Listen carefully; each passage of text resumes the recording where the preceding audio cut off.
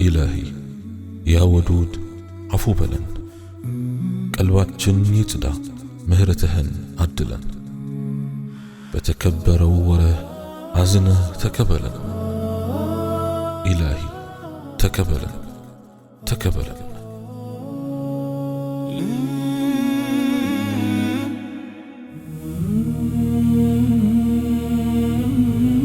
بسم الله اللهم لك الحمد كما ينبغي لجلال وجهك وعظيم سلطانك والصلاة والسلام على حبيبنا رسول الله وعلى آله وصحبه ومواله رب اشرح لي صدري ويسر لي أمري واحلل عقدة من لساني يفقه قولي السلام عليكم ورحمة الله وبركاته ወዳጆች በረመዳን ውስጥ ቢሰሩ የምንመርጣቸው ውስን መልካም ተግባራትን በዚህ ትምህርት ላይ እናቀርባለን። ዋናው ነጥብ ግን እንዳይዘነጋ በረመዳን የምንሰራቸውን ተግባራት ከረመዳን ውጭም ማስለመድ አለብን። ረመዳን ግን የመለማመጃ ጊዜ ነውና መልካም ነገሮችን በሙሉ መለማመድ አለብን።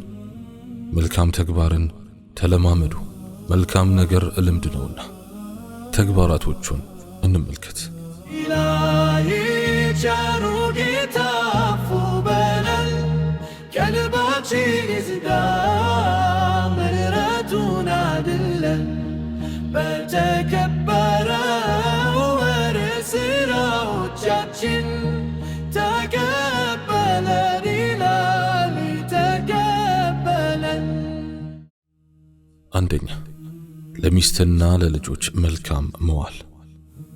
ለሚስትና ለልጆች መልካም ውለታ መዋል የሚጀመረው እጃቸውን ይዞ ወደ አላህ Subhanahu Wa Ta'ala መንገድ በመምራት ወደ ጀነት የሚደረግ እሽቅድድም ላይ ፈጣን ተወዳዳሪዎች እንዲሆኑ በማገዝ ነው። አላህ Subhanahu Wa Ta'ala ይህን እንድናደርግ አዞናል። እንዲህ ብሏል: أعوذ بالله من الشيطان الرجيم يا أيها الذين آمنوا قوا أنفسكم وأهليكم نارا وقودها الناس والحجارة عليها ملائكة غلاظ شداد لا يعصون الله ما أمرهم ويفعلون ما يؤمرون እናንተ ያመናችሁ ሆይ ነፍሶቻችሁንና ቤተሰቦቻችሁን መቀጣጠያ ሰዎችና ድንጋዮች ከሆነች እሳት ጠብቁ። በእርሷ ላይ ጨካኞች ኃይለኞች የሆኑ መላእክት አሉ። አላህን ያዘዛቸውን ነገር በመጣስ አያመጡም፣ የሚታዘዙትንም ሁሉ ይሰራሉ። ሱረቱ ተሕሪም አንቀጽ 6። ከረመዳን ስጦታ መጠቀም አለብን። የቤተሰቦቻችን ኢማን ማሳደግ አለብን። ስብዕናቸውንም ወደ ላይ ከፍ ማድረግ አለብን። ረመዳን ከመግባቱ በፊት ከነርሱ ጋር እንቀመጥ። እያንዳንዱ የቤተሰብ አባል የሚመጥነውን የፕሮግራም ዝርዝር ያውጣ።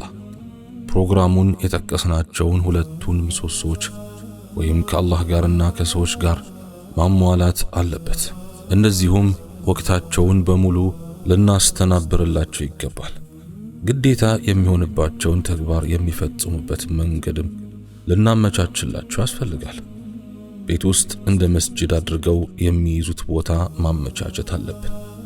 በየቀኑ አብረናቸው የምንሆንበት ለሁሉም የሚመች አጭር የመሰብሰቢያ ጊዜ እናድርግ። ከዚያም የቻልነውን ያክል አብረን ቁርአን እንቅራ።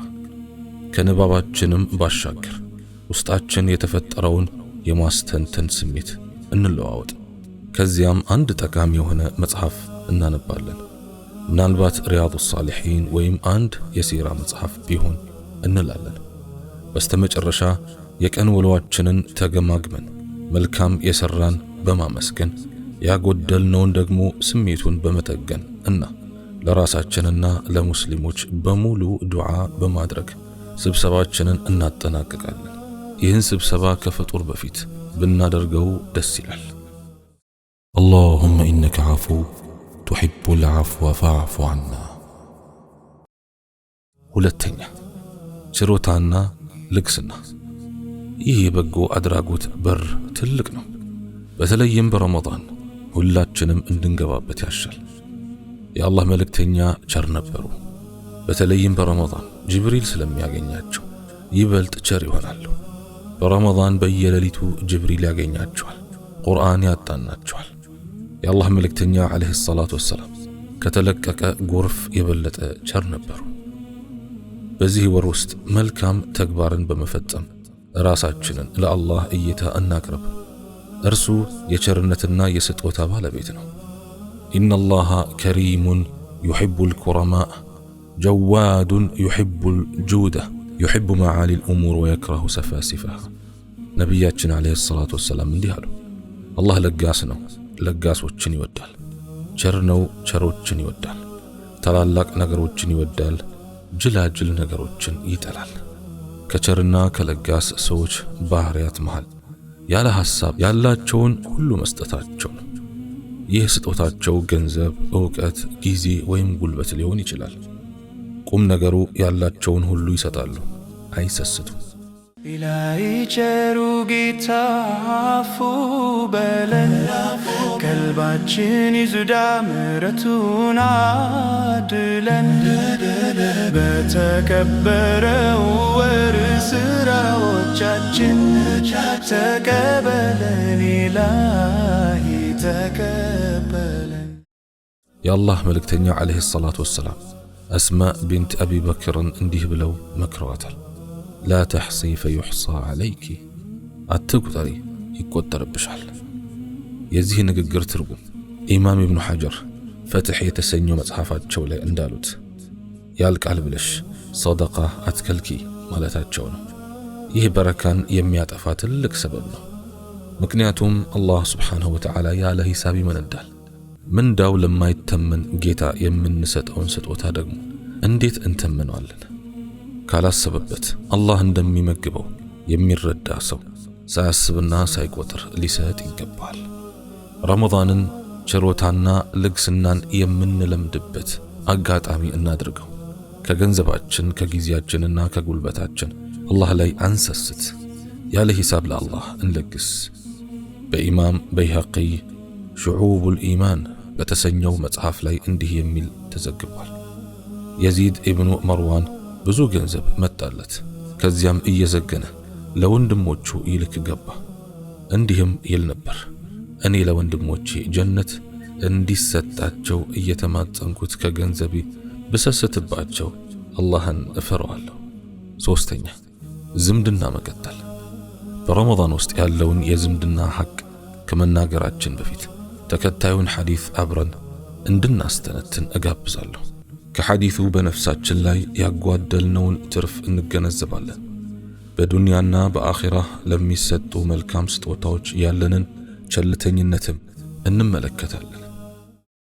አላሁመ ኢነከ ዓፉ ቱሒቡል ዓፍወ ፈዕፉ ዐና። የአላህ መልእክተኛ ዓለይሂ ሰላቱ ወሰላም እንዲህ ብለዋል፣ ዝምድናን እንደ መቁረጥ፣ እንደ ክዳትና ውሸት አኺራ ላይ ከሚከማች ቅጣት በተጨማሪ ዱንያ ውስጥ ቅጣት የሚያቻኩል ምንም አይነት ኃጢአት የለም። ዝምድናን እንደ መቀጠል በፍጥነት ምንዳው የሚሰጥበት በጎ ሥራ የለም። የመፍጠኑም ማሳያ ጠማሞች ቢሆንም እንኳ የዝምድና ቀጣዩ ቤተሰብ ገንዘብ ሲበረክት ልናይ እንችላለን። ዝምድናቸውን በቀጠሉ ቁጥር ቁጥራቸው ሲበዛም እናያለን። የረመዳንን መግባት ዘመዶቻችንን ለመዘየር መልካም አጋጣሚ እናድርገው። ምናልባት የማያዘያየር ችግር ከገጠመን ስልክና መሰል የመገናኛ መንገዶችን በመጠቀም ከዚህ በጎ ሥራ ተጠቃሚ እንሁን። ነቢያችን ዓለይሂ ሰላቱ ወሰላም እንዲህ ብለዋልና በሰላምታም ቢሆን ዝምድናችሁን ቀጥሉ። ማንም ሰው ያለፈን ጥልና ቅያሜ ላለ መጠያየቂያ ሰበብ ሊያደርገው አይችልም። አንድ ሰው ወደ ነቢዩ ዓለይሂ ሰላቱ ወሰላም መጣና እኔ ዘመዶች አሉኝ፣ እቀጥላችኋለሁ፣ ይቆርጡኛል፣ መልካም እውልላችኋለሁ፣ እነሱ ያስከፉኛል፣ እኔ ስችላቸው እነሱ ድንበር ያልፉብኛል አለ። መልእክተኛውም ዓለይሂ ሰላቱ ወሰላም እንዲህ አሉ፣ እንደምትለው ከሆንክ ልክ ረመጥ እንደምታቅማቸው ነው። በዚህ ሁኔታ እስካለህ ድረስ ለአንተ ከአላህ ስብሓንሁ ወተዓላ በኩል ጠባቂ ከመኖር አይወገድም። አራተኛ፣ ምግብ ማብላት። ይህ ትልቅ የበጎ ተግባር ደጃፍ ነው። ነገር ግን ብዙዎች ችላ ብለውታል። ጀነት ውስጥ ሰገነቶች አሉ። የውጭው ክፍል ከውስጡ ይታያል፣ ውስጡን ደግሞ ከውጭ በኩል ማየት ይቻላል አሉ የአላህ መልእክተኛ አለይሂ ሰላቱ ወሰላም። የአላህ መልእክተኛ ሆይ ለማን የተዘጋጁ ናቸው ብለው ጠየቁ ሱሐቦቹ።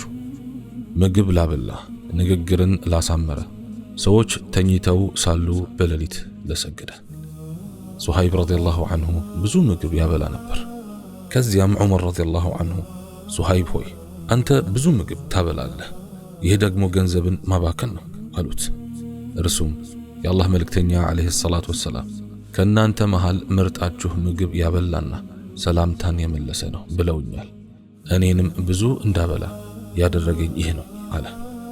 ዓሊይ ብኑ አቢ ጣሊብ ረዲየላሁ ዐንሁ እንዲህ ይሉ ነበር፣ ወደ ሱቅ ወጥቼ አንዲት ባሪያ ገዝቼ ነፃ ከማድረግ ጓደኞቼን ሰብስቤ አንዲት ቁና ምግብ ባበላ እመርጣለሁ።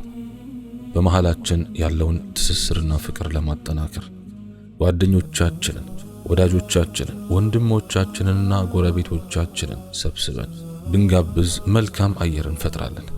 ከዚሁ ጋር ምስኪኖችን ማብላት ደግሞ ልዩ ጥቅም አለው።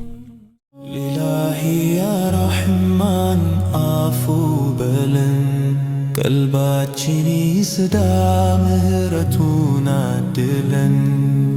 በተከበረው ወርህ ስራዎቻችን ተቀበለ ኢላሂ ተቀበለ።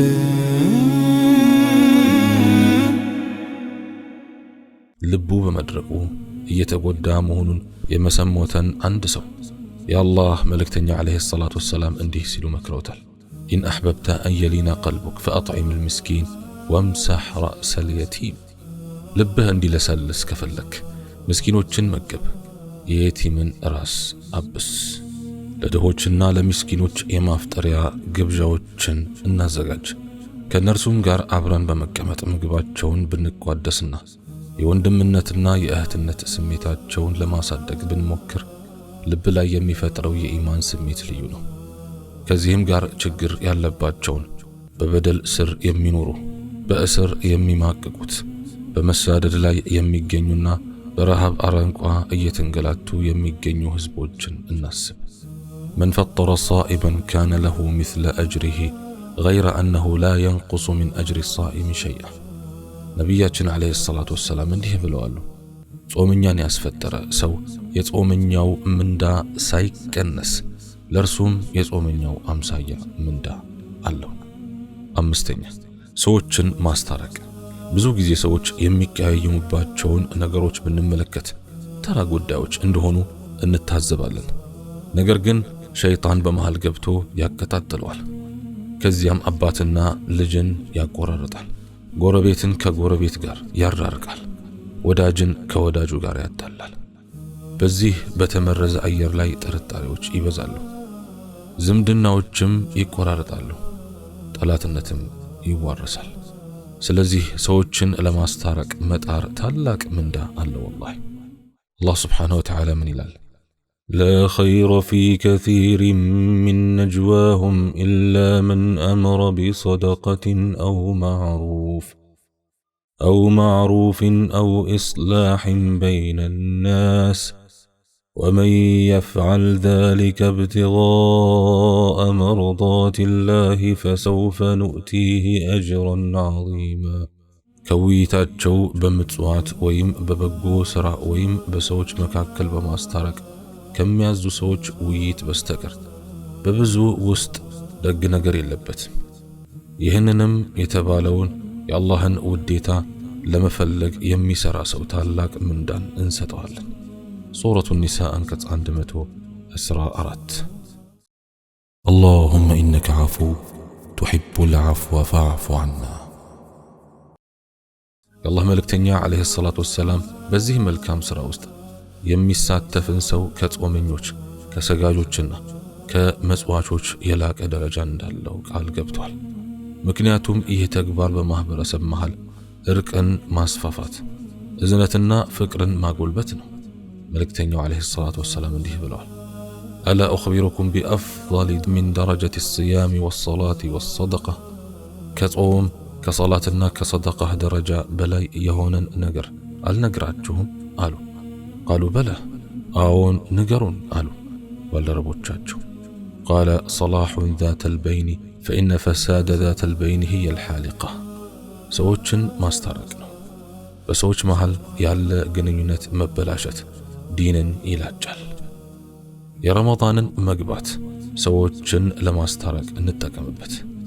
የተጣሉ ሰዎችን ይህን የአላህ አንቀጽ እናስታውሳቸው። ወሱልሑ ኸይር፣ መታረቅም መልካም ነው። ሱረቱ ኒሳ አንቀጽ 128። ከነፍሳችን እንጀምር። የበደለንን ይቅር እንበል፣ ላስከፋን በጎ እንዋል።